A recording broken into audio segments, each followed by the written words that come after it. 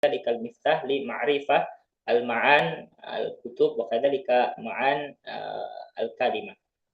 Nah, kemudian yang ketiga makna huruf dalam ilmu nahwu. Nah, dalam ilmu haru itu antar kata dan kalimat itu sesuai nanti hurufnya bagaimana dan lain sebagainya itu bisa merubah artinya, kayak rogiba fi itu artinya bisa menyukai, ya, rogibaan, tapi itu nanti berkaitannya dengan al-asalib, itu artinya bisa membenci. Jadi walaupun katanya sama rogiba, nah tapi kan itu semua dipengaruhi oleh huruf an dan huruf i, tapi itu sebetulnya beda dari pembahasan kita karena itu masuknya nanti ke al-asalib.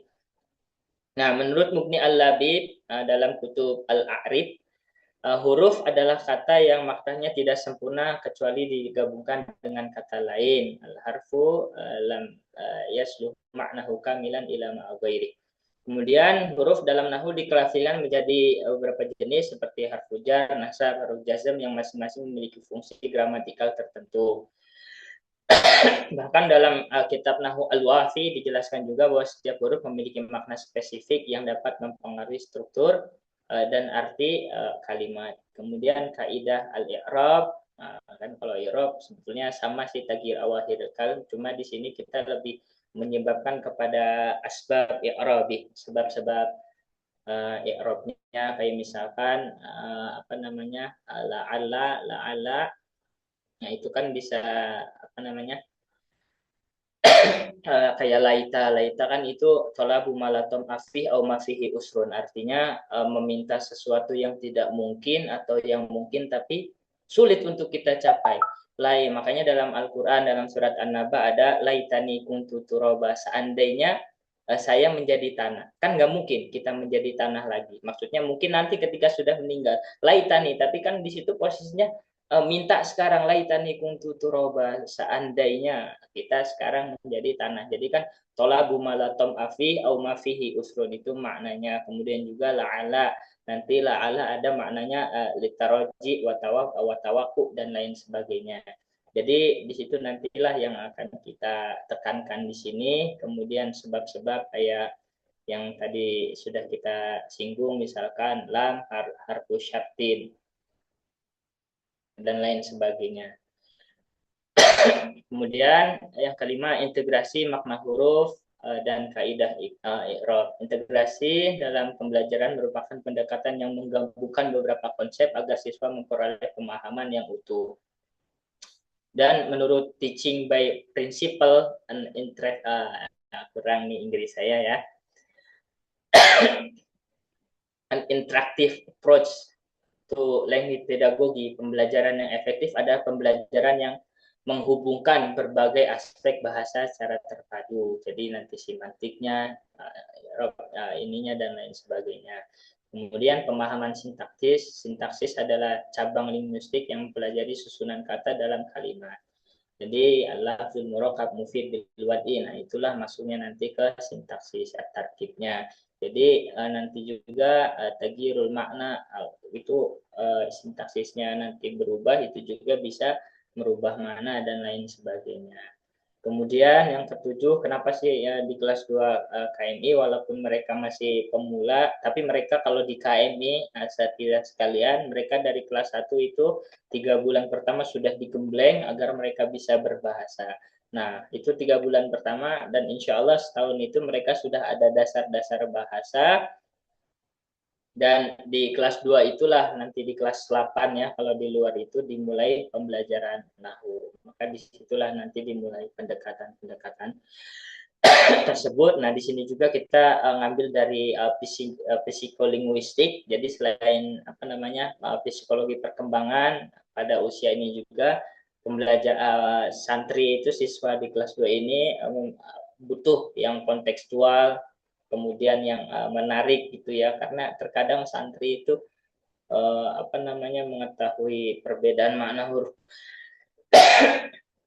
dan lain sebagainya pun itu banyak yang tertarik ya. Dengan demikian pengembangan buku ajar nahwu untuk siswa KM ini harus disesuaikan dengan karakteristik tersebut, yaitu bersifat sistematis, aplikatif, dan mudah dipahami.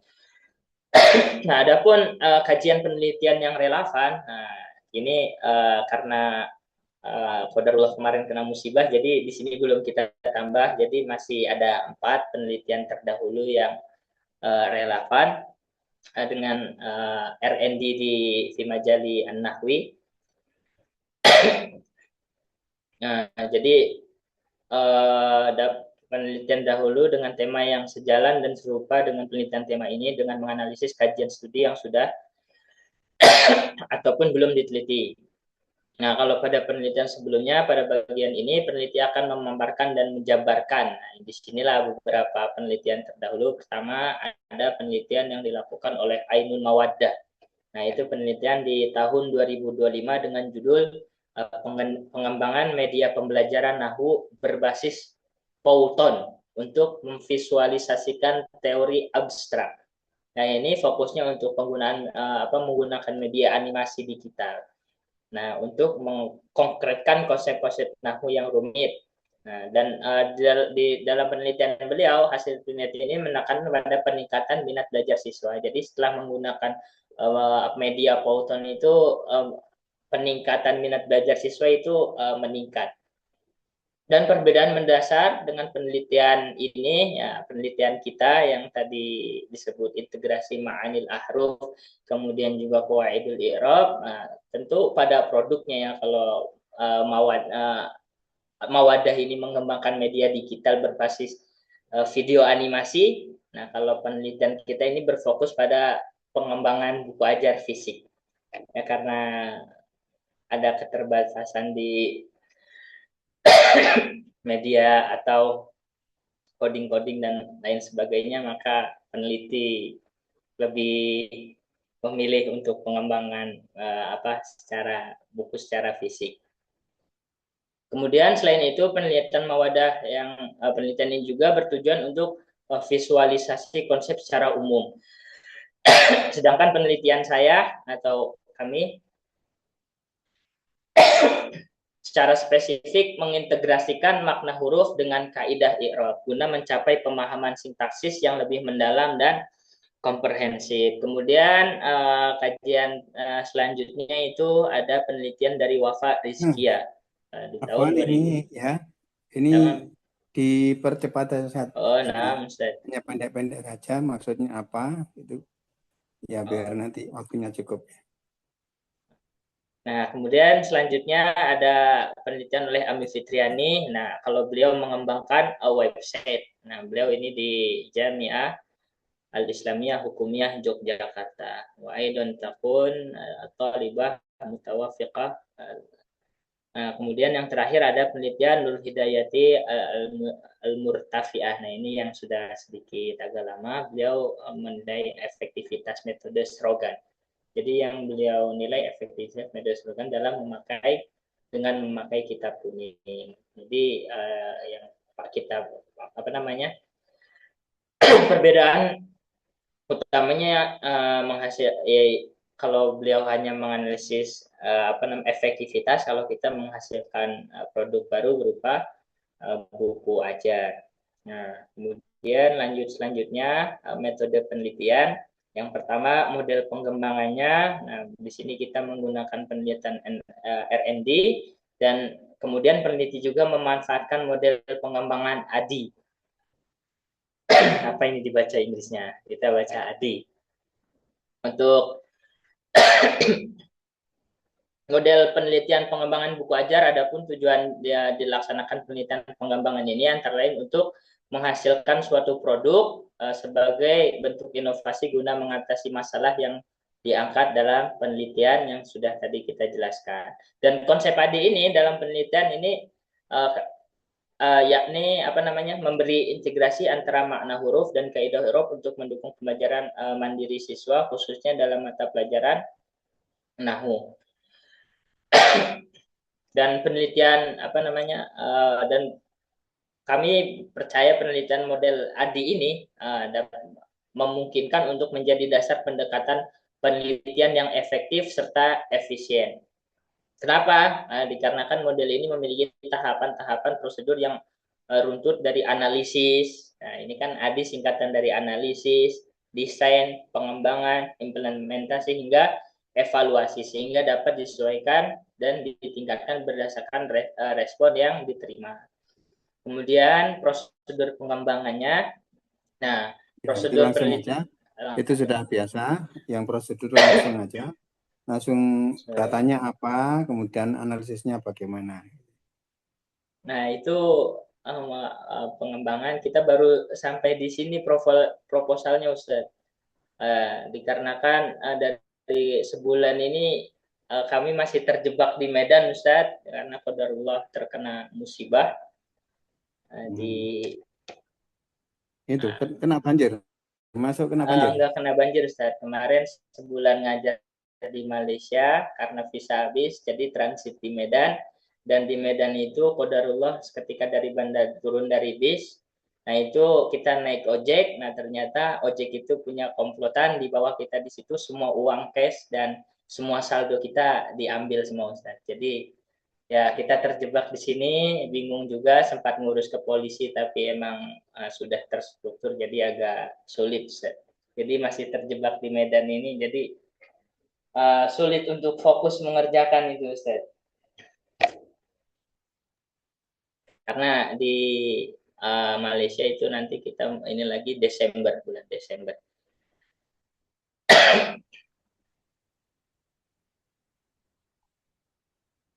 Oke, berarti langsung menuju tanggapan-tanggapan ya dari teman-teman. Fadal.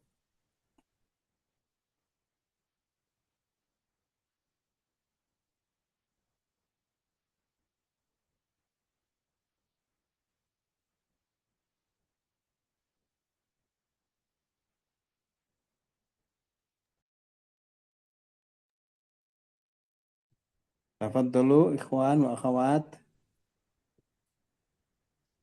Silakan ditanggapi proposalnya setelah Rafli.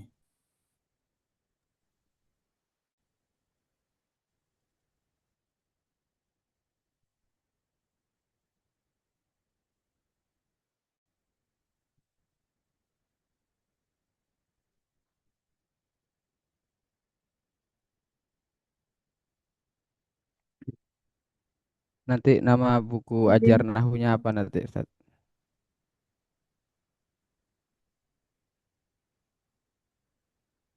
Jadi pengen kita tanyakan juga ke Ustadz Khalid. Itu kan kita cuma takdir mawat dari kitab Nahwati. Nah, paling yang kita ubah itu al-amsilah, karena al-amsilahnya yang kita pengen itu al-munasibah di siyak at-tolabah. Nah, maksudnya fi siyak al-asri. Dan itu kan kita untuk bayarnya juga cuma kita tambahin di ma'ani ahruf, kemudian di i'rabnya itu juga. Jadi apakah kita harus mengubah membuat nama itu atau tidak, itu masih kurang tahu. Nanti apakah boleh atau tidak itu kita masih belum riset lagi. Mungkin nanti bisa dikasih pencerahan oleh Ustadz Khalid.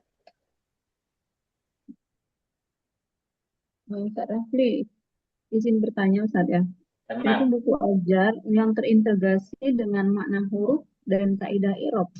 Berarti variabelnya dua ya. Makna huruf, ada makna huruf kemudian qawaid al-i'rab. dan qawaid kaidah i'rab. Maksudnya dengan integrasi dengan makna huruf itu maksudnya gimana Ma'anil contohnya? ahruf. Jadi kan kalau di kitab KMI itu contohnya misalkan Zahaba Muhammadun ilal fasri. Dan di situ kan ila jangan di itulah contohnya di nasbul fi'lin mudhari anlan izan kai. Nah, kalau di kitab Nahwati itu kan cuma uridu an ata'alla. Misalkan contohnya begitu. Di situ cuma dikasih amsilah, kemudian di bawah dikasih bayar. Iza taqaddama harfu'an. Nah, misalnya iza dahola harfu'an ala fi'lul mudhari fayun sabu fi'lu al-mudhari. Nah, itu kan penjelasannya hanya seperti itu. Jadi kita kasih penjelasan qawaidul i'rabnya. Apa makna harfu'an? Maknanya harfu'an, harfu nasbin wa masdariyah. Kenapa masdariyah? Karena an wa ma ba'daha fi ta'wilil masdar. Nah, kemudian lan itu maknanya apa? Maknanya cuma bukan lin nafin doa aja, tapi nanti maknanya li nafil mustaqbal.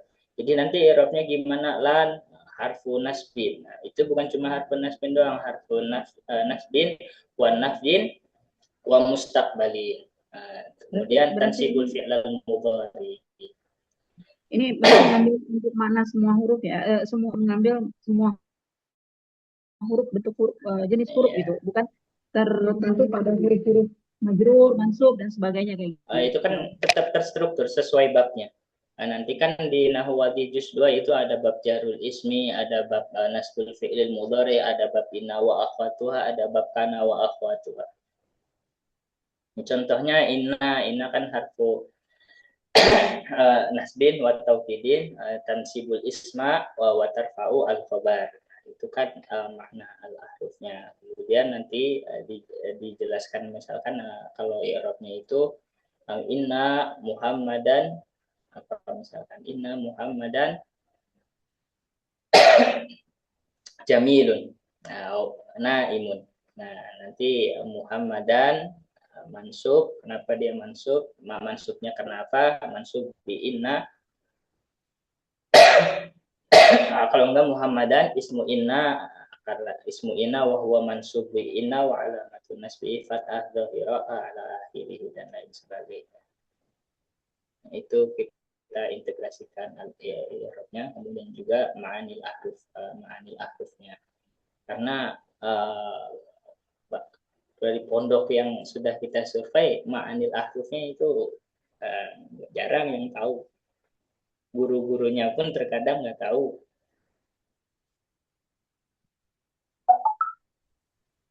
Nah, maksudnya kita ngembangin ini juga yang tadi sudah Ana sebutkan di manfaat untuk guru juga bisa dijadikan referensi. Jadi nanti kita buat sesimpel mungkin dengan kolom-kolom ma'anil ahrufnya, kemudian sedikit i'rabnya dan lain sebagainya.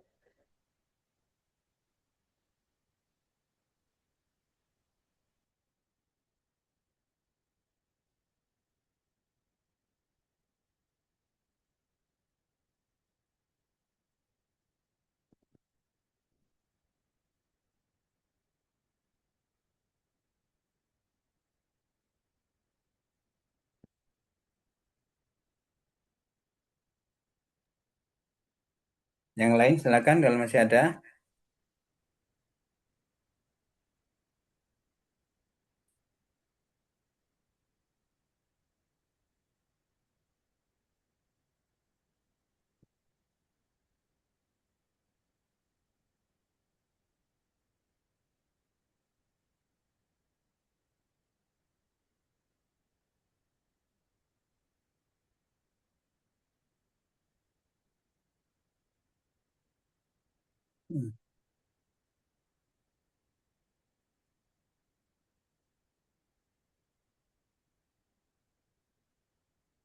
Sudah tidak ada?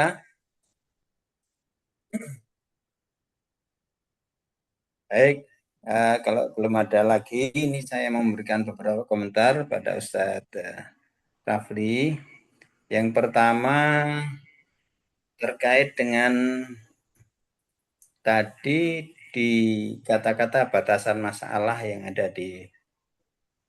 di proposal sebelum rumusan masalah.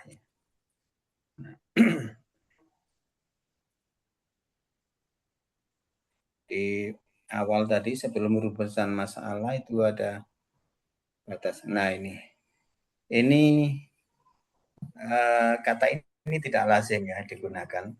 Jadi kalau di dalam penelitian setelah latar belakang itu langsung rumusan masalah. Kalau batasan masalah itu namanya definisi operasional. Jadi definisi operasional itu kata-kata yang ada di dalam judul yang membutuhkan penjelasan spesifik itu didefinisikan. Umpamanya di dalam judul ada integrasi antara. Yang dimaksud integrasi itu apa, maksudnya bagaimana, itu dijelaskan secara operasional. Sehingga nanti ketika dalam proses analisis itu tidak ada kerancuan di dalam pemahaman kata itu. Termasuk ada KMI. Apa yang dimaksud KMI itu kan tidak semua orang tahu KMI. Nah, itu nanti dijelaskan. Itu tempatnya adalah di definisi operasional. Jadi kalau di template-nya UM itu sesudah latar belakang, langsung rumusan masalah, kemudian tujuan, manfaat penelitian, kemudian setelah itu ada definisi operasional. Kalau memang perlu ada kata-kata yang harus didefinisikan. Kalau tidak ada ya tidak perlu. Nah, yang ditambahkan di batasan masalah itu lain. Itu keterbatasan penelitian. Itu keterbatasan penelitian. Penelitian ini hanya terbatas pada ini, pada ini, pada ini. Itu bukan batas masalah. Yang kedua, saya masih kurang paham tentang integrasi kalimat huruf dan i'rab. Maksudnya mengintegrasikan itu bagaimana, Ustaz? Jadi apa namanya, kita sediakan di kitab itu langsung ma'anil ahrufnya. Kemudian juga karena di kitab Nahwadih itu kan tersusun dari awal itu al-amtsilah, kemudian setelah al-amtsilah itu nanti ada bayan, kemudian setelah bayan kan itu ada al-qawaid, ada qaidahnya. Nah, jadi di situ nanti kita tambahkan kolom lagi. Yang pertama ada ma'anil ahrufnya. Yang kedua dari al-amtsilah yang di atas itu nanti sedikitnya ada yang kita kasih apa namanya i'rabnya gitu, Ustaz. Yang sesuai dengan nanti entah itu i'rab kufi atau basor, ahlil basor atau Kan ini. memang tadrisun nahwi itu tidak pernah lepas dari Ustaz. Ketika mengajarkan apa saja kan memang itu mengajarkan i'rab ya. Karena memang istilah lain di dalam kitab-kitab klasik darsun nahwi itu darsul i'rab. Darsul i'rab. Nah, Iya. maksud i'rab di sini itu sebetulnya kayak lebih ke i'rab ininya apa namanya, kan kalau al-i'rab kalau definisi itu kan cuma taghyir awakhir kalimil ikhtilafil awamil dahilati 'alaiha lafzan aw taqdiran. Ya, Nah, jadi di situnya nanti kita dijelaskan ilah-ilahnya, kenapa nanti dia bisa jadi ini, kemudian dia bisa jadi ini, nasab, marfu itu sebabnya apa dan lain sebagainya. Itu lebih kita detailkan di situnya, maksud i'rab di situnya. Ya. Artinya kan memang urutannya nahul wadih sudah amsilah, kemudian apa itu tahlil ya, pembahasan. Di situ kan sudah dijelaskan umpamanya ana minal Madinah, ana ismu dhamirin wa huwa fi mahali wa huwa fi raf'in li annahu mubtada ila harfu jarin al Madinah majrurun bi ila. Itu kan memang di pembahasan kan sudah seperti itu. Di pembahasan itu kan lebih apa namanya agak sedikit rumit gitu, pasti iza ta'ammala apabila kita perhatikan. Nanti setelah sebelum fi'il mudhari itu ada hurufan, maka hurufan yang apa namanya setelah hurufan itu nanti di apa namanya dinasabkan. Jadi hanya sebatas itu aja, Ustaz. Ya. Ya, artinya judul huruf terintegrasi rob. Itu ya tadi. Apa tadi? Ya. Pengajaran pengembangan kitab Nahwu yang terintegrasi dengan ma'anil ahruf dan juga al-i'rab. Ya itu. Kan di nahwu apa saja? Memang nahwu itu kan i'rab. Nahwu itu secara gramatika dia punya i'rab, secara makna dia punya fungsi. ya, fungsi tadi. Dan saya agak ragu apakah memang benar di KMI itu benar-benar kalau min itu hanya artinya dari, kemudian tidak pernah dikasih tahu bahwa min itu artinya sebab atau sebagian dari atau karena itu memang tidak diajarkan atau gimana? Nah, itu Dari sekian banyak makna min umpamanya itu memang ya, tidak diajarkan. jarang Ustaz. Jadi kalau di KMI karena emang targetnya yang penting apa tapi kan sekarang ada maksudnya yang penting mereka paham setelah min langsung majrur dan lain sebagainya, kemudian setelah la ala setelah ina yang penting ini dan yang penting harokatnya itu. Nah, setelah itu kan yang muskilah yang sering kita temuin itu di situ, dan terkadang di pondok situ tuh menginginkan terutama pimpinannya misalkan pengen ikut peserta lomba ini dan lain sebagainya, jadi di situ mereka agak kesulitan karena dari awal itu tidak ditanamkan pemahaman seperti itu Ustaz. Terus kebaruan yang akan Anda kembangkan itu apa ya? Itu kan sangat banyak sekali kitab-kitab nahwu kontemporer yang sudah mengintegrasikan antara amtilah dengan pembahasan, kemudian qawaid, itu ada an-nahwul wafi, an-nahwul kafi, al-muyassar bin nahwi, an-nahwul muyassar dan seterusnya, kan banyak sekali. Itu kira-kira kebaruannya di mana, Ustaz? Mungkin dari segi ini aja cuma mengembangkan di yang KMI itu belum ada Ustaz. Dan KMI itu kan apa namanya bisa jadi rujukan juga biar pembelajaran nahwu itu bukan cuma menonton yang penting tahu akhir-akhir setelah min majrur dan lain sebagainya. Jadi di situ nanti itu akan menyulitkan satu untuk menerjemahkan, kemudian juga ketika ingin mengungkapkan apa muhadasah juga mungkin hanya memahami sebatas yang diajarkan di kelas itu. Terus hurufnya itu yang dibahas huruf apa saja, Ustaz? Jami'ul ahruf al-mujudah fil amthilah, Ustaz. Fil amthilah. Nah, maksudnya fil amthilah itu di kitab nahwu contoh itu. Iya, nahwu. Kan ada huruful jari, itu berapa huruf jari itu? Kalau di Ibnu Aqil ada 20, kalau di Imriti ada 13, kalau Jurmiyah ada 9, itu 9. Mau ambil yang mana?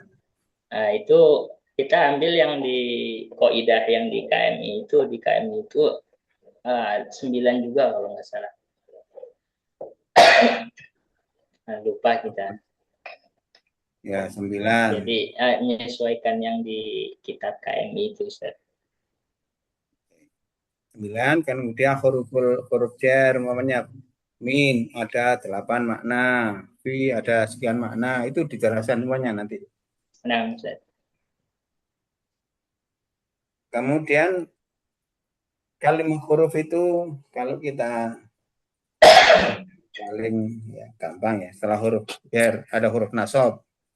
Huruf nasab dijelaskan semua. 10 itu. Karena jarang sekali di amsilah itu langsung bertemu seperti itu, Ustaz. Ya, itu hanya untuk satu semester atau gimana buku itu? Itu nanti, yang juz 1 aja, Ustaz. Juz 1. Kan ada 5 juz. Apa? Ada 5. Itu bukunya KMI ada 5 juz itu. Iya, ada juz 1 itu untuk kelas 2, nanti kelas 3-nya pakai yang juz 2, kelas 4 pakai yang juz 3. Juz 1 itu semua kalimat huruf. Nah, Ustaz. Kan juz 1 bukan banyak jumlah ismiyah fi'liyah gitu. Iya, itu ada. Pertama kan jumlah mufidah, kemudian taqsimul fi'li bi'tibari zamani, kemudian ajza'ul jumlah. Oke.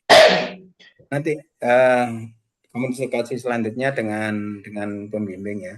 Cuman kalau penglihatan saya nampaknya ini kurang ada dari segi kebaruan kalau hanya nulis seperti itu, karena sudah sangat banyak buku-buku yang dikembangkan model seperti itu. Bahwa nanti dikomunikasikan dengan pembimbing. Nah, masukan berikutnya itu cara penulisan ya, cara penulisan. Nanti semuanya saja supaya sudah terbiasa mentranskripsi bahasa Arab ke huruf Latin itu mengikuti kaidah transkripsi. Artinya di dalam huruf Arab itu hanya ada 3 vokal. A, I, U, fathah, kasroh, dhamma. Fathah itu transkripnya adalah A, kasroh transkripnya adalah I, dhamma transkripnya adalah U. Mau bunyi apapun, kalau itu fathah maka ditulis A. Maka kata i'rab itu bukan i'rub, tapi i'rab. Ya. I'rab. Ya. Umpamanya sorof bukan suruf, tapi saraf. Ya. Karena transkripsi dari fathah adalah A, bukan O. Tidak ada transkripsi dari huruf Arab ke huruf Latin yang fathah kemudian ditulis O, tidak boleh. Sama dengan I, kasroh, ya hanya I saja. Mau nanti ditulis, dibaca E, tetap tulisannya I. Ini supaya dibiasakan, teman-teman juga semuanya. Maka kalau kalian baca buku-buku itu, begitu transkripsi kalimat bahasa Arab ke bahasa Indonesia, ke huruf Latin, ya hanya ada 3 itu untuk vokalnya. Ya. A, fathah, I, kasroh, U, dhamma. Ya. Gitu ya. Jadi i'rab itu salah. Yang benar i'rab. Sekalipun bacanya i'rab. Ya. Tuh. Juga tadi ada beberapa paragraf yang saya lihat hanya berisi 1 kata, 1 kalimat. Tadi di pendahuluan di apa tadi di pendahuluan apa di bab 2 tadi ada ya beberapa paragraf di akhir-akhir pendahuluan mungkin ya tadi ya. Ada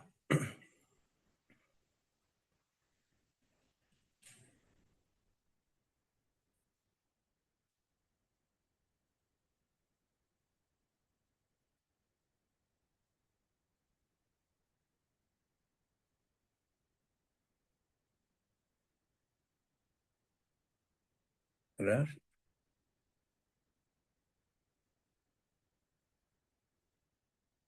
Nanti kalau di pendahuluan tadi di anu mungkin ya di bab 2 mungkin ya di teori mungkin. teori. Artinya gini saja. Jadi jangan paragraf itu paling tidak itu isinya 3 kalimat ya. Karena kalimat pertama itu adalah ide pokok atau al-fikr asasiyah. Kemudian ide penguatnya paling tidak akan 2, tidak hanya 1. Jadi paragraf itu paling tidak berisi 3 kalimat. Itu baru bisa di-split kemudian menjadi paragraf lain yang idenya sudah berlainan.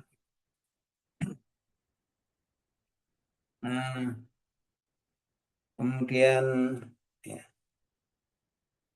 tadi di kajian teori ditulis karakteristik kelas 2 KMI. Itu tempatnya juga tidak di situ, Ustaz. Itu kan data ya. Nah, karakteristik kelas 2 KMI itu data. Karena data, dia masuknya tidak di landasan teoritis. Antum nanti bisa memasukkan itu ketika sudah memaparkan data. Memaparkan data penelitian dari hasil pembahasan itu di awal-awal bahwa ketika antum buku ini akan diperuntukkan KMI. KMI adalah dan seterusnya. Bukan ada di bab 1.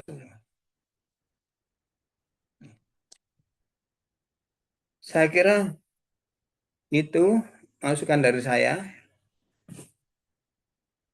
Kalau memang yang lainnya sudah tidak ada, kita bisa ganti pada presentasi kedua. Ustaz, saya izin asar dulu. Oke.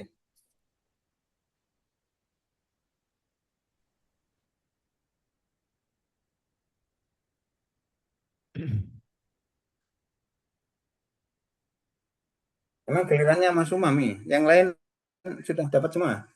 Saya belum, Ada Ustaz. 8, Ustaz. Yang belum sama sekali siapa? Ana Ustaz. Dulu yang masih sangat draft itu sudah pernah nggak nyamamnya? Belum. Sudah ya? Belum Tapi Ustaz. Apa kalau Ustaz? belum ya. Oke, monggo. Mas Umam.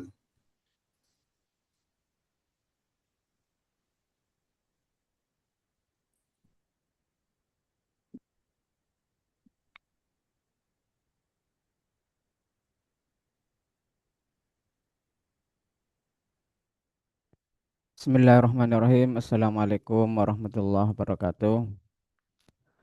Eh, Langsung saja untuk proposal tesis yang saya ajukan judulnya adalah pengembangan instrumen evaluasi diagnostik berbasis learning analitik dengan menggunakan platform ZQuiz untuk meningkatkan penguasaan mufradat siswa MTSN Kota Probolinggo. Nah, di sini kami sebutkan ringkasannya dulu, yaitu latar belakang dan permasalahan. Dalam Ya, proses belajar eh, bahasa Arab, penguasaan mumpung mufradat masih hangat, memegang peranan paling Mas krusial sebagai Ustadz ya, Imam, mumpung nah masih Ustaz, hangat ya. Mumpung masih hangat ya Pak, kembali ke judul. Nah, ini ya, teman-teman yang lainnya juga meningkatkan penguasaan mufrodat. Nah, ini harus mufra. ditulis mufradat. Nah, ini contohnya ya, jadi seperti itu. Nah Ustaz, mufradat. Ya, itu. Mufradat. Ya, nah Ustaz. Bacanya mufrodat, tapi tulisannya mufradat. Ya, mufradat tulisannya mufradat. Afwan Ustaz. Ya, Ini oke. masih banyak yang keliru mungkin ini Ustaz ya.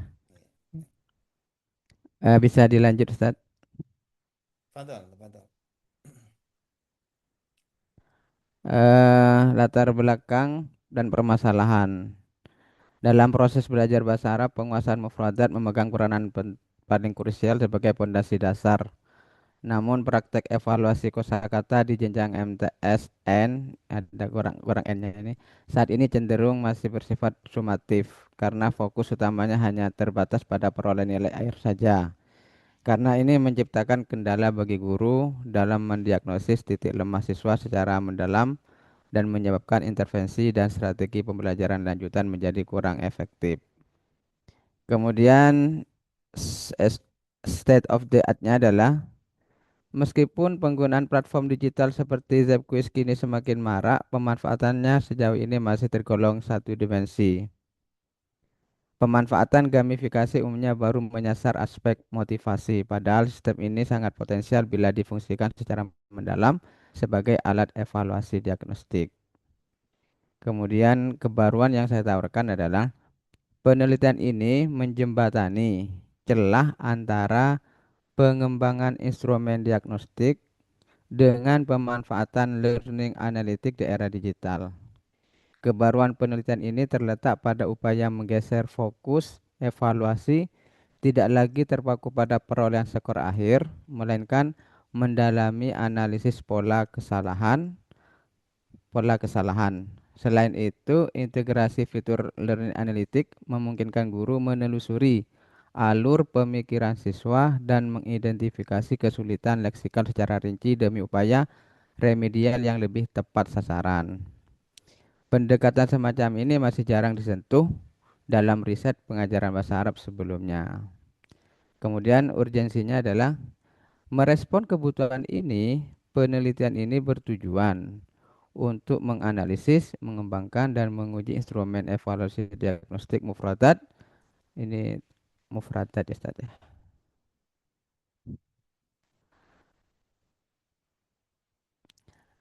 Berbasis Nanti learning diikuti analytic saja yang ya. diimplementasikan pada platform Zepquiz serta merumuskan rekomendasi tindak lanjut pembelajaran yang terarah.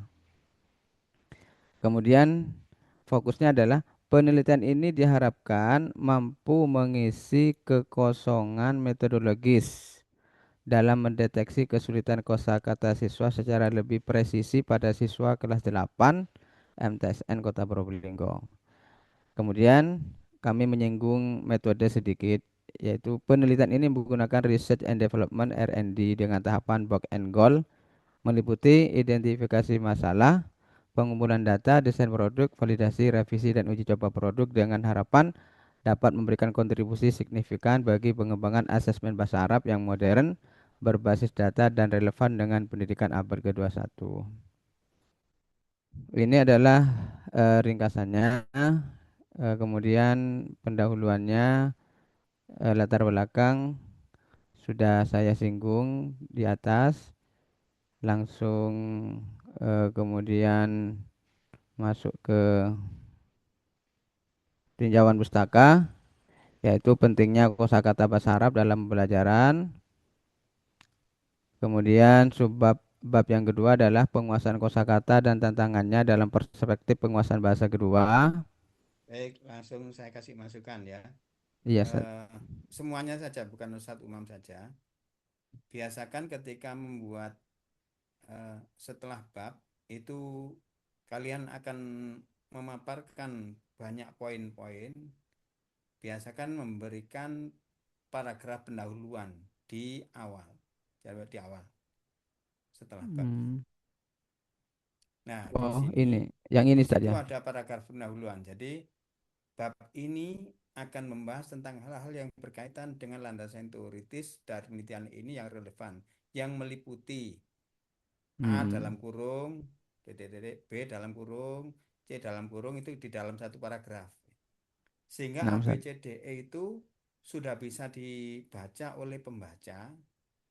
Akhirnya dia punya gambaran. Nanti di bawah dia akan membaca 5 poin. Poin pertama, nah, satu ini, kedua ini. Itu membantu pembaca. Kan tidak semua pembaca itu langsung satu kali duduk baca semua. Tapi kalau diberi paragraf pendahuluan, dia sudah paham. Oh, nanti akan ada 5. 5 itu memang benar-benar relevan dengan kajian ini. Nah, dia kemudian ingin memperdalam, baru membaca bawahnya. 1, 2, 3, 4, 5. Seperti itu. Nah, Ustaz. Sama, ketika di bab 1 juga demikian. Di bab 1, pada bab ini peneliti akan menguraikan hal-hal yang berkaitan dengan pendahuluan yang meliputi ya, latar belakang, rumusan masalah, tujuan, urgensi, dan definisi operasional. Itu sangat membantu pembaca. Jadi manjakan pembaca sehingga dia enak ketika membaca, sudah punya harapan ingin tahu gitu. Tapi kalau seperti ini blank 21, nanti dua-duanya apa ya? 23-nya apa ya? Kan masih raba-raba kan ya, belum Nah, Ustaz. ada gambaran. Semua, bukan hanya satu, semuanya ini penting bagi para penulis untuk seperti itu. Oke, Fadal, diteruskan, dilanjutkan. Tinjauan pustaka. Jadi kekurangannya di sini adalah pengantar untuk menuju ke paragraf. Nanti saya tambahi. Ini masukan yang sangat bagus. Jadi di tinjauan pustaka itu akan disampaikan bab pentingnya kosakata bahasa Arab dalam pembelajaran. Kemudian yang kedua, penguasaan kosakata dan tantangannya dalam perspektif penguasaan bahasa kedua. Kemudian yang ketiga adalah penilaian diagnostik dalam pembelajaran bahasa Arab. Kemudian yang berikutnya adalah penilaian digital dan pembelajaran analitis dalam menilai penguasaan kosakata. Kemudian yang kelima adalah 2.5 platform tip quiz sebagai media penilaian diagnostik.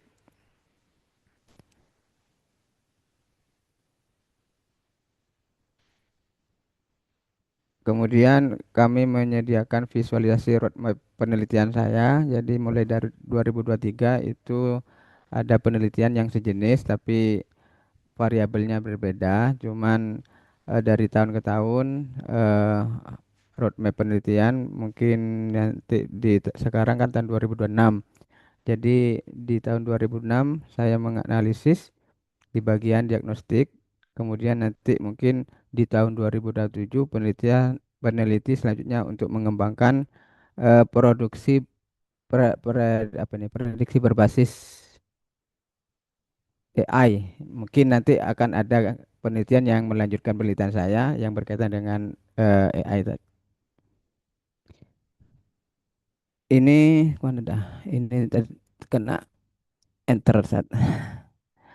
Metode penelitian. Penelitian ini menggunakan pendekatan Research and Development (R&D). Tujuannya adalah menghasilkan produk pengembangan yang valid, praktis, dan efektif untuk mendukung proses pembelajaran. Model yang diacu adalah model box and goal yang telah disederhanakan oleh Sugiono.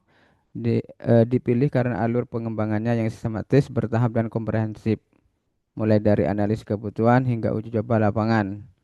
Berikut diagram alir tahap pengembangan yang akan dilakukan beserta penjelasannya. Pertama adalah potensi masalah, pengumpulan data, desain produk, validasi desain, revisi desain, uji coba produk, revisi produk, uji coba pemakaian, revisi produk, dan produksi massal. Kemudian untuk tahap pertama saya jelaskan dari gambar pertama yaitu potensi masalah. Jadi di sini peneliti melakukan identifikasi atau eh, mengobservasi di lapangan yang menunjukkan bahwa MTSN Kota Probolinggo sebenarnya memiliki dukungan fasilitas teknologi informasi yang sudah memadai. Sayangnya, proses evaluasi pembelajaran yang selama ini berjalan masih didominasi oleh asesmen sumatif, sehingga guru kesulitan memetakan kendala belajar siswa secara spesifik. Disinilah pemanfaatan platform Tabquiz dipandang sebagai peluang besar, mengingat literasi digital siswa di madrasah tersebut sudah cukup baik. Fokus utamanya bukan sekedar menghasilkan nilai angka, melainkan menciptakan alat ukur yang mampu mendeteksi miskonsepsi materi pada siswa secara cepat dan akurat. Nah, setelah peneliti melakukan identifikasi di kelas 8, kemudian peneliti melakukan mengumpulkan data. Pada tahap awal dilakukan analisis mendalam mengenai implementasi kurikulum Merdeka yang diterapkan di MTSN Kota Probolinggo. Peneliti juga mengkaji karakteristik siswa yang memiliki keberagaman dan kemampuan kognitif. Data-data ini kemudian dipadukan dengan telaah materi esensial pada mata pelajaran terkait. Tujuannya adalah agar instrumen diagnostik yang dikembangkan benar-benar selaras dengan standar kompetensi serta profil pelajar yang menjadi sasaran utama di madrasah tersebut. Nah, setelah mengumpulkan data, baru peneliti mendesain. Perancangan instrumen dalam Tabquiz disusun dengan menyesuaikan ritme dan alur instruksional di MTSN Kota Probolinggo. Konstruksi soal berpijak pada indikator ketercapaian tujuan pembelajaran. Pilihan jawaban dirancang sedemikian rupa agar dapat merefleksikan pola pikir siswa.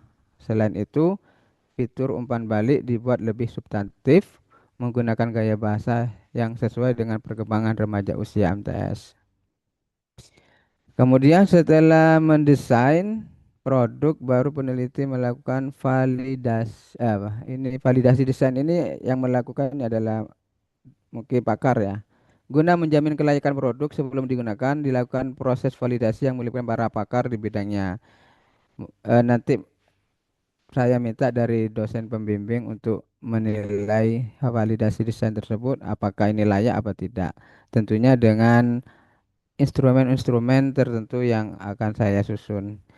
Penelitian ini mencakup 3 aspek, yaitu ahli materi untuk meninjau akurasi konten kurikulum madrasah, ahli evaluasi untuk menguji fungsi diagnostik soal, serta ahli media untuk menilai efektivitas antarmuka pada platform Tabquiz. Jadi di sini kami butuhkan validasi 3 aspek.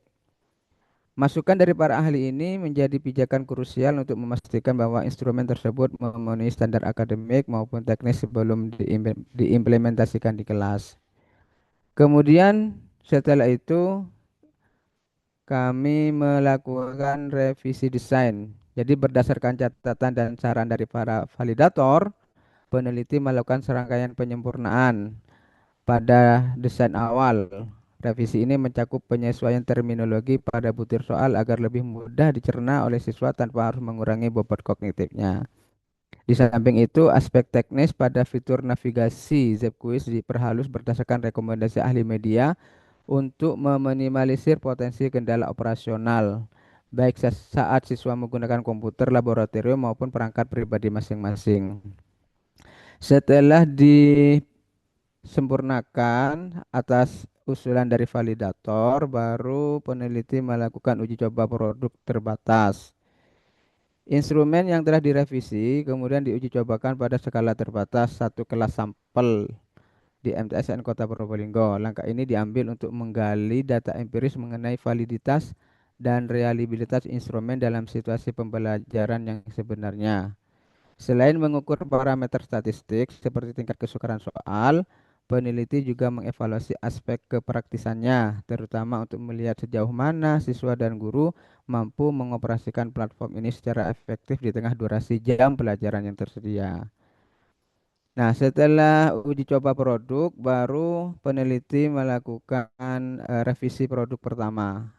Jadi temuan yang didapatkan selama uji coba terbatas menjadi bahan evaluasi untuk melakukan revisi tahap pertama.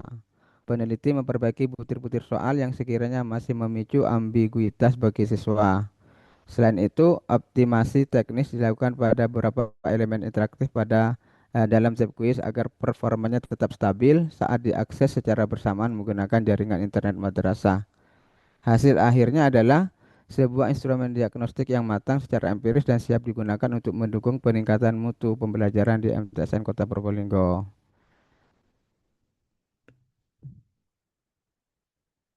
Saya kira, oleh Ustaz, barangkali ada masukan. Ayo, kontrol, alih ikhwan, khawat. Ayo, silakan, kasih masukan.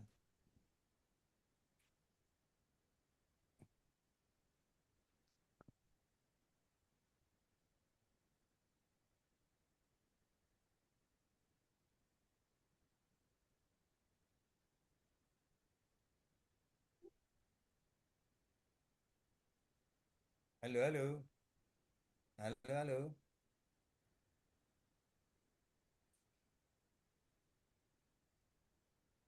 Status ada? Ustaz, apa Ustaz? Itu karena belum tadi agak kurang dengar. Itu tadi mufadatnya diambil dari bahan ajarnya, buku bahan ajarnya Kelas yang di 8. sekolah Ustaz ya? Ya, kelas 8, Ustaz. Karena eh, kan yang saya teliti kan kelas 8, siswa kelas 8. Kalau misalnya ada 5 kelas, ya sampelnya satu kelas saja, mungkin kelas 8A. Jadi materinya itu kelas 8, Ustaz, kosakatanya. Oh, di kota-kotanya menurut buku Ustaz ya?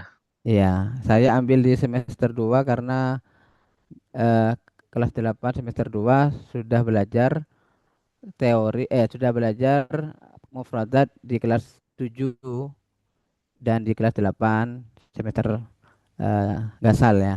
Jadi ada 3 semester yang sudah ia pelajari.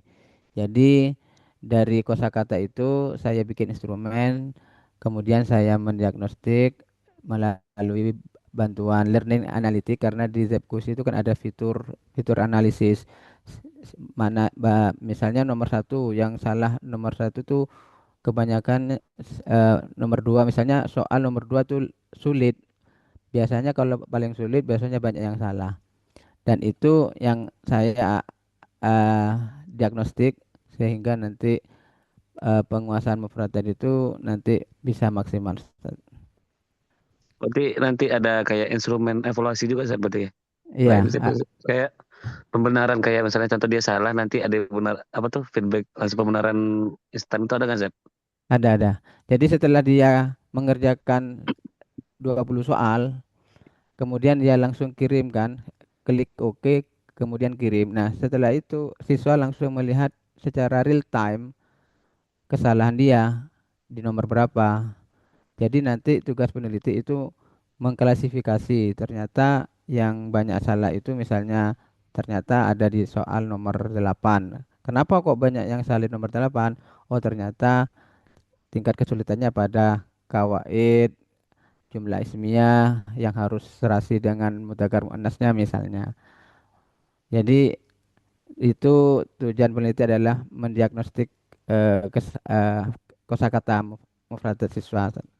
Jadi selain itu kan tujuannya juga untuk meningkatkan melalui instrumen itu meningkatkan mufradat siswa itu sendiri. Ya, Ustaz. Syukran, Ustaz.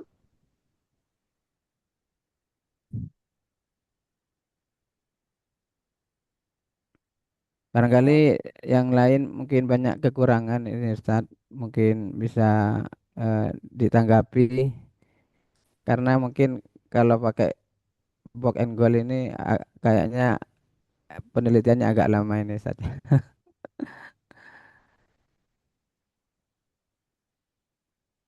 Tapi lebih mantap karena prosesnya lebih panjang. Ya mudah-mudahan tepat waktu Ustaz.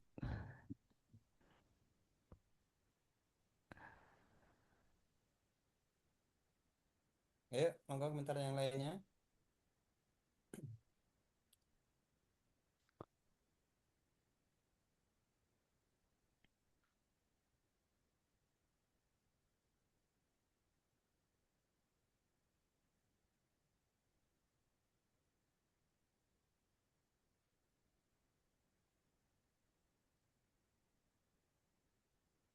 Udah enggak ada yang komen. Sudah bagus ya?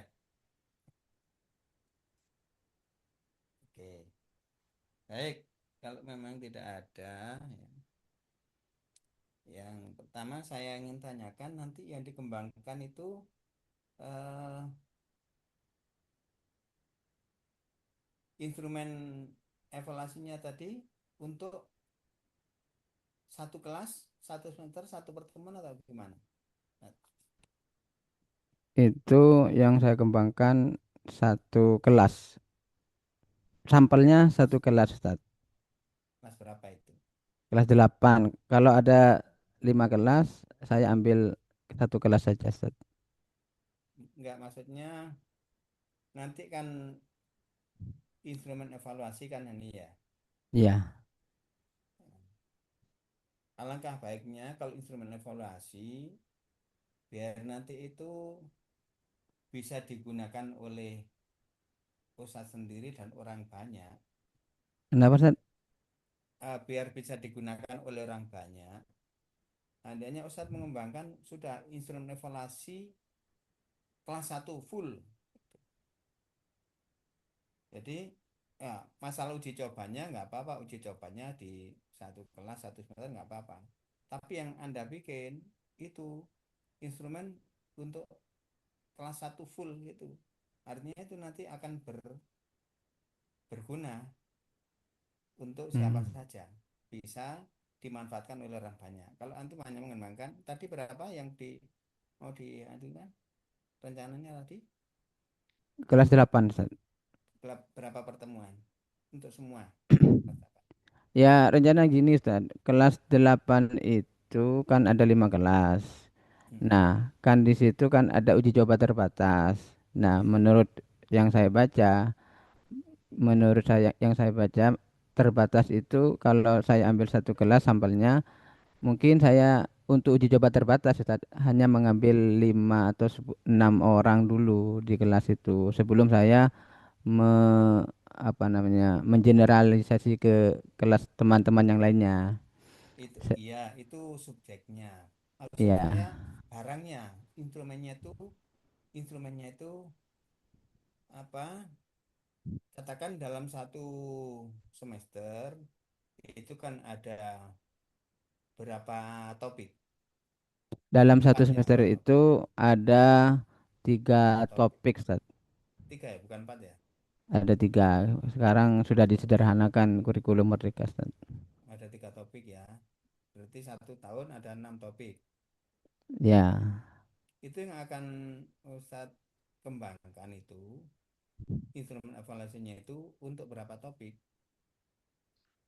eh, Rencana saya khususkan kelas 8 Ustaz. Jadi kelas 8 kan saya kan masuk penelitiannya di semester terakhir, semester genap. Berarti di semester gasal, semester ganjil, dia sudah belajar 3 topik. Kemudian di semester kedua dia juga belajar 3 topik, berarti ada 6 topik. Dan saya melakukan penelitiannya di akhir-akhir ujian, mau akhir ujian, Ustaz, akhir ujian Nah, kenaikan kelas. tapi instrumennya itu untuk berapa topik? Untuk instrumennya itu saya ambil mulai dari semester 1, Ustaz. Semester 1 masih semester 2. Semester kan itu berkaitan temanya, Ustaz. Jadi rencana saya sih kalau kalau misalnya fokus di semester 2 saja, karena saya penelitiannya kan di semester 2. Kalau di semester 2 kayaknya banyak kegiatan itu, jadi banyak bab-bab yang tidak efektif di akhir-akhir semester. Jadi rencana saya di semester awal sama 2 topik di semester kedua. Itu yang dikembangkan nanti instrumen itu anak-anak bisa langsung praktek sendiri atau bagaimana? Tinggal me, apa namanya, kan saya ngirim link ke anak-anak. Mm-mm. Kemudian anak-anak memasukkan kode. Mm-mm. Setelah memasukkan kode, baru anak-anak mengerjakan. Mm-mm. Nah, mengerjakannya itu kan ada pilihan ganda, ada Ya. berupa gambar, ada berupa pilihan apa namanya persamaan kata dan lain sebagainya. Anak-anak itu nanti kan ngeklik. Nah, nanti klik itu misalnya dia mengerjakan selama 15 menit dari 20 soal. Nah, setelah selesai, nanti langsung dikirim, baru siswa tersebut langsung bisa menilai hasilnya di fitur learn analitiknya itu. Dia salah berapa, dia benar berapa, dan dia mengerjakannya selama berapa, durasinya berapa menit. Gitu, Ustaz. Isi isi dari program yang dikembangkan itu bisa diganti-ganti atau yang sudah ada di situ saja yang dikerjakan anak-anak. Bisa diganti-ganti. Jadi bisa di copy paste, tinggal menyesuaikan isinya. Jadi misalnya saya copy dari soal lain, saya ubah, bisa saya isi kontennya. Kontennya bisa diganti-ganti maksud saya. Bisa, bisa diganti-ganti. Cuman Itu. kelemahannya ada di sini, Ustaz. Jadi ketika saya menguji dengan menggunakan instrumen yang saya sebarkan linknya, kan di situ kan anak-anak tidak hanya mengerjakan pilihan ganda, tapi di situ ada semacam permainannya di situ. Jadi ketika gambar kartun itu masuk ke ruang A, maka muncullah soal. Ketika berjalan lagi gambar itu ke ruang B, muncullah soal. Kelemahannya anak-anak konsentrasinya ke permainannya, bukan ke substansi dari instrumen soal itu sendiri. Memang kelemahannya di situ, Ustaz. Ya memang rata-rata learning by game kan memang di situ. Ya, jadi Tapi ya memang anak sekarang memang perlu dipakai game. Kalau nggak pakai game suka susah. Ya memang harus pandai-pandainya kita merancang di situ. jadi nilai Ya jadi kognitifnya cenderung eh, bias, artinya mereka hanya mengutamakan permainannya daripada inti dari soal itu sendiri. Itu kelemahannya memang, Ustaz.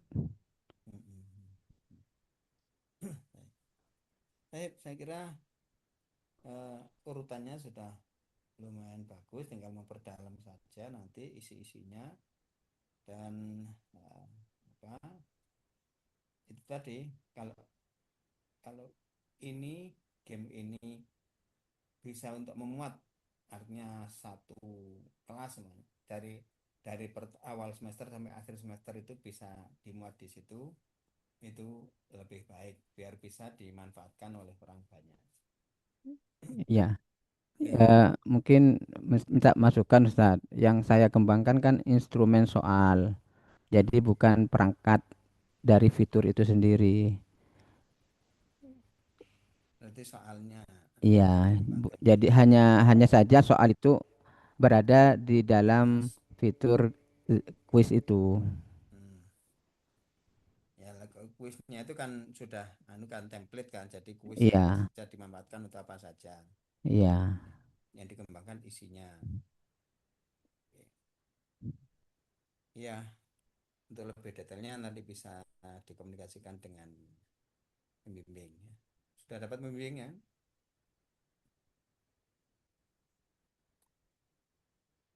Oke, baik. Saya kira ini sudah 1,5 jam pas kita. Berarti nanti pekan depan akan ada. Kapan antum akan datang ke Malang? Bulan Mei? Bulan apa? Ar-Rabi min Mai, Ustaz. Ar-Rabi' min Mei. Oh, berarti akhir syahr ya. Akhir syahr. Ya, insyaallah naltaqi bikum insyaallah fi Rabi' min Mei. Biar saya tahu orangnya. Kan saya tahu gambarnya aja sekarang. Baik. Begitu terakhir akan saya presensi ya, sudah banyak yang nampak, yang tidak sempat nampak ini Pak. Sampai panggil one by one.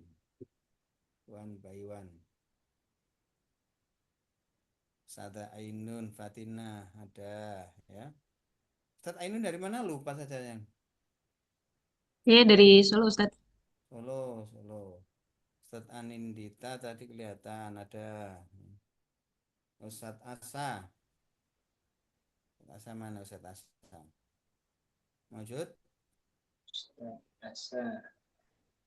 Ada ya. Minggu kemarin saya izin Ustaz. Ya.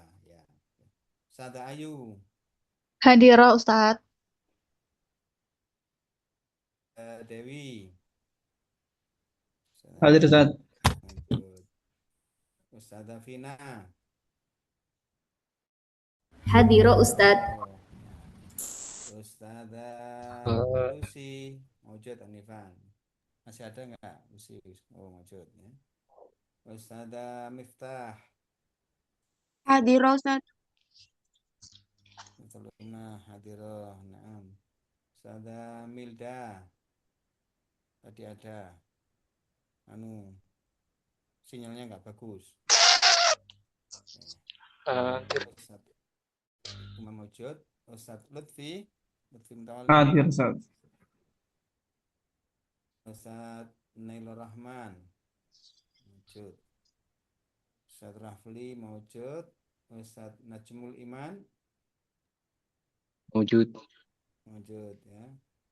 Ustaz Nur Ainun ada Maujud ya. Ustaz Nur Ainun Nggak Maujud. kedengaran Ustaz suaranya.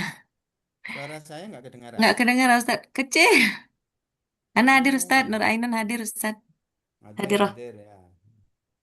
Ustaz Rena. Hadirah Ustadz. Ada tadi. Ustaz Wadah. Ustaz lihat hadir Ustaz. Ya, hadir tadi sudah kelihatan ya. Ustaz Wardah. Ini Wardah. Hadirah Ustadz. Oh ya, hadir. Ya, lengkap. Alhamdulillah. Jazakumullah khairan wa naltaqi bikum insyaallah fil usbu'il qadim ma'a Afwan Ustadz, al-mutaqaddim. ana mutaakhirah Ustadz. Man. Tadi di perjalanan kehujanan Ustadz, baru nyampe rumah. Tadi nggak ada sinyal di Pesawangan. Iya, sudah. Sudah kami maklumi tadi, Berarti Usbu Qadim siapa yang akan tampil nanti? Tadi yang sebutan sama Ustaz Umam tadi siapa? Ustaz Ainun. Ustaz Arena. Ya. Nah, Ustadz.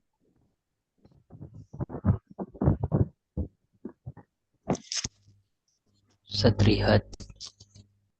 Oke. Suaranya kecil ya. Apa? Lihat suara saya. Iya, Ustaz. Sudah selesai. Apa-apa, Is. Taib wa hakadha liqa'una hadzal yaum wa nakhtatim bil hamdalah Alhamdulillahirabbil Alhamdulillahirobbilalamin. Subhanakallahumma wa bihamdika asyhadu an la ilaha illa Hai anta la anta astaghfiruka wa atubu ilaik. astaghfiruka wa atubu ilaik.